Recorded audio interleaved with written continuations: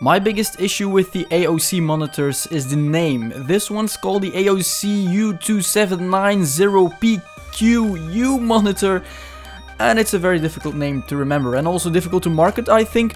But hey, that's my biggest issue on the monitor, so that means a lot, I think. Let's go and check out this monitor.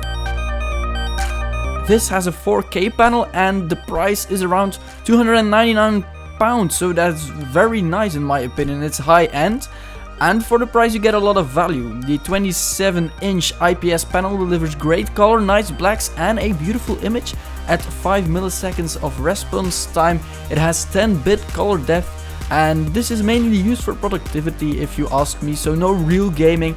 The refresh rate, by the way, is 60 Hz, and it also has a pretty nice design. The stand is circular and elegant with a slim bezel on the screen. The looks are aluminium, as you can see, but the build is actually plastic, so it's not aluminium, but it looks aluminium.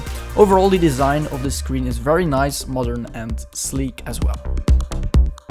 There are, again, as usual of the AOC monitors, various ways to tilt, shift or bend the screen.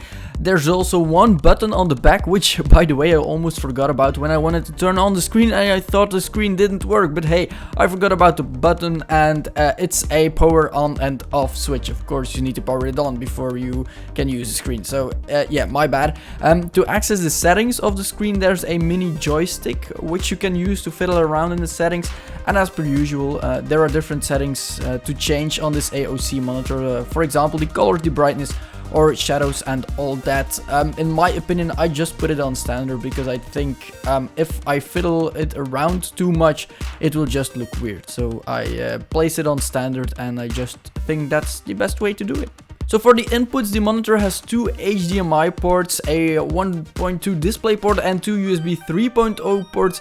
There's no USB-C, and that's maybe the biggest flaw of this screen in my opinion, and also a big drawback when you have a MacBook Pro, because you have to connect your MacBook Pro via HDMI or with an adapter to USB-C to DisplayPort, for example. So if you really want to use this for your MacBook Pro, this can be a big drawback for you. What I did, I just connected a USB hub and powered my MacBook via the USB hub, and then connected the screen via HDMI, so it works like that as well. There's also no HDR on this screen, which means less high dynamic range, of course, when you want to edit pictures, for example. However, you won't find any monitors, I think, for that price, for this price, $299, for the quality you get in 4K, which HDR as well, so you can't really expect this as well.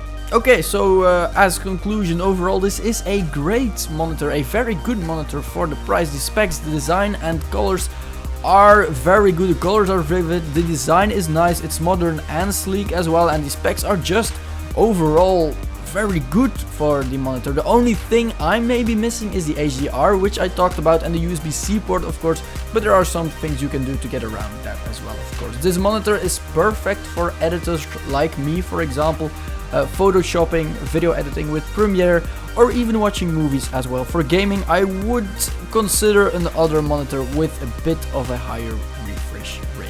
So if you have any questions about this AOC U2790PQU, wow, I did it, the complete name, about this 4K monitor, let me know in the comment section down below. I'll be very, very glad to help you. I hope you enjoyed this video. If you did, leave a like down below. If you didn't, leave a dislike and tell us why, so we can improve our videos in the future. And I hope I'll see you in our next video. Bye bye.